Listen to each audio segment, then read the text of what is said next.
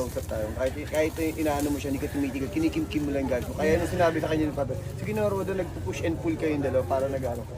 So, kaya may hinga ka ng parang for the sake, sige, para huwag tayong mawalan ng pagkakakitaan, lulununin ko to. Kaya tingin mo lagi kay Direk Joe nakatingin ka. Kaya kahit nang tumitingin, kahit na naglalakad ka niya, lumulog ka, nakatingin ka sa mga mata niya na alam mo, na parang hindi ko gagawin to pero sige na. Kaya nung pumagano ka, parang dito mo nababaliin la, pag ganun, pag yuko mo, di ba pag ganun ka, di ba? Yung sa yuko mo ganun, parang doon ka bumali, parang dito yung awa, para pag naano ng mga to, ay, di ba parang ganun. Tapos biglang pitik yun, pag ganun mo ng bato, pag lingon mo ganun, ito yung, pag ganun, para kita yung unit na ano. Tapos okay yung ginawa mo ah. Pagkapukpok mo, di ba, ito ka, Tapos direct babalambut lang naman to eh. Batuhin mo siya. Okay, kasi sa wide na wala yung bato eh. Mamaya kung close-upan ko na lang dito, pak, direct para, basta pag bumato si, aray! Ganun ka, para nagating dun sa Dalawang aray ko.